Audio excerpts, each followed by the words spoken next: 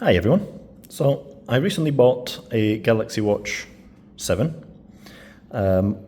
Even though I've just posted a video on the Huawei GT4 watch, we wanted to try out the Samsung one because there was a few problems or inconveniences with the GT4 watch in that it doesn't start up any activities automatically. What it does is basically say you have been walking, let's say for 5 minutes, do you want to activate the walking activity rather than just doing it automatically? And then the other thing was that it was a bit big.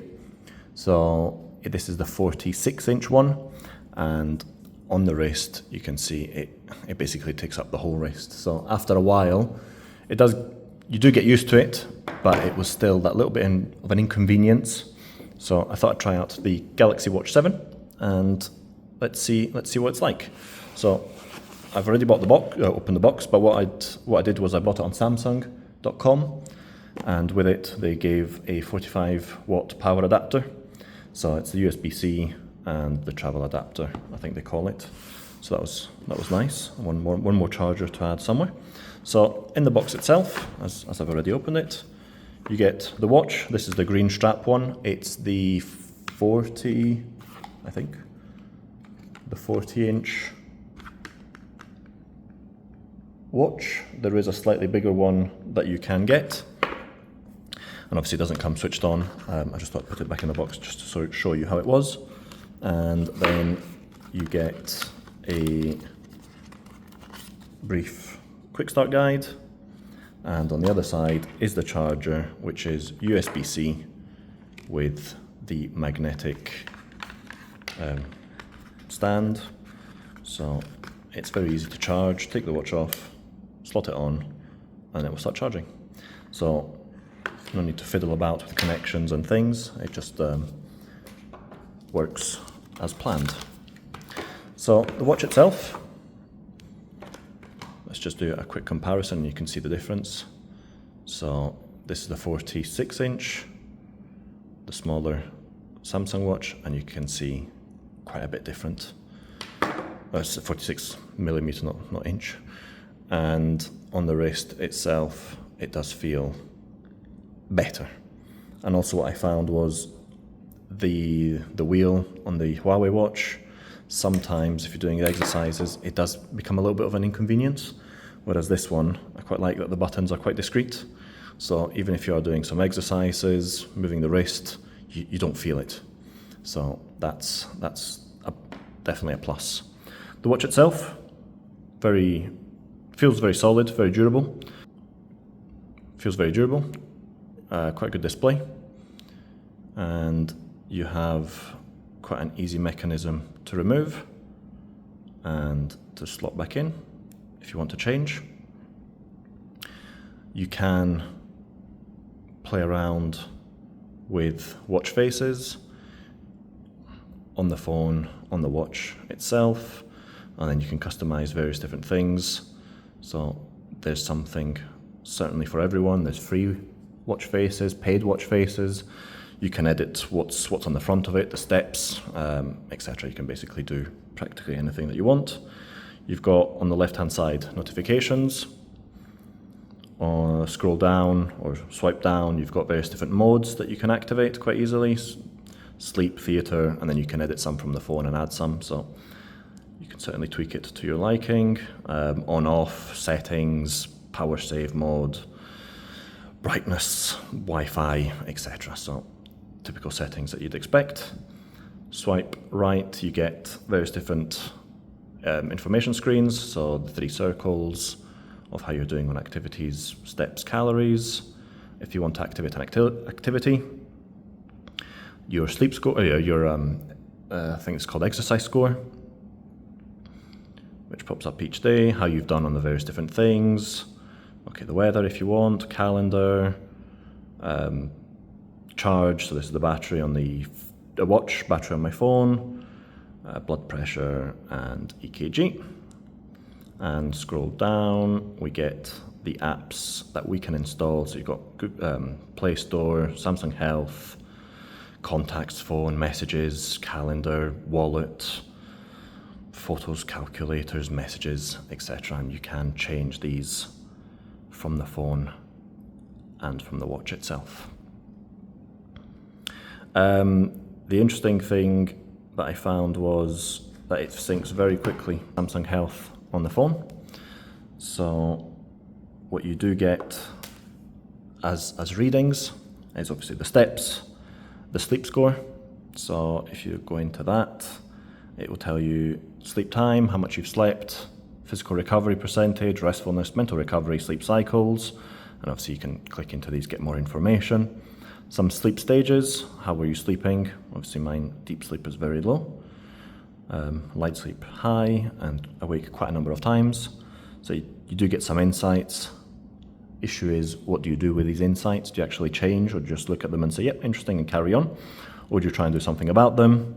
Oxygen during sleep, obviously it lost connection or lost the reading certain times over the night. No snoring for whatever reason, or maybe it didn't snore, which is good. And then skin temperature, heart rate, and various different things. So it's definitely a lot of information to take away from the sleep score itself. From the phone, okay, steps, it's got the stress levels, heart rate of beats per minute, oxygen levels, and you can obviously click into all of these, and then it gives you the more granular breakdown of what you've done. And let me just try and find one. So in the activity here, workouts, let's just do this one here. So you can click into it, into the activity. So this was a walk, so it automatically detected it.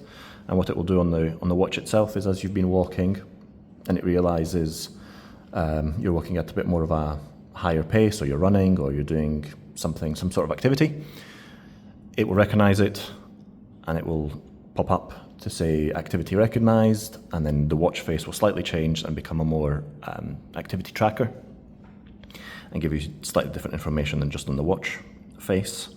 And what you can then do is you can then go into the detail of the activity, see how much it lasted, your average speed, heart rate, calories, steps that you did, and the cadence. You can see the chart and the map as well, so you can see how during the time that you walked or did the activity, how you were doing, the heart rate zones, and various different other information. So there's a lot of health metrics in the watch linked to the phone, and then you get activities as well, various different things from the phone and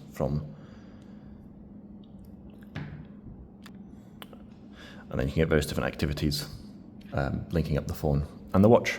So the one thing that I have as a very negative point is the battery life. Battery life maybe is around 14, 15 hours of using it, using the watch itself, not being on continuous dark mode, not showing any information.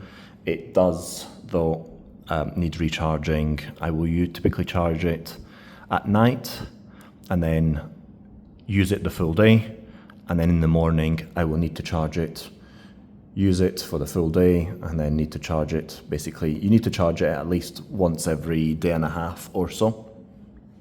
Although with the charger, very easy to put in, as I said, and it does charge fairly quickly. So it's fast charging, so you can leave it for a little while, replenish the battery, and off you go again. But it's just something to keep in mind compared to the Huawei Watch GT4, which this has a battery life, I think, of 6 days with using it. So again, with making use of the watch itself, it's considerably different battery life. So I'm hoping that in the next versions, they can improve that. Other than that, the width itself is very similar between the two watches, very similar to a normal watch. It doesn't feel too bulky on the wrist itself, so it's comfortable. It's very comfortable to use, and it's light. It feels very light, so it's nothing that gets in the way of things. The buttons themselves, let me just go through these. So here you can set, you can long press and do various different things. You can obviously set these up in the phone as well. And this one I can't, this one does Samsung Wallet, which I've not activated. And then you press the button up here to go back.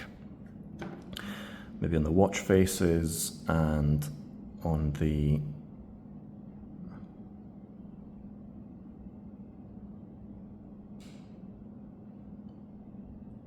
watch and the phone, so you can see how it looks.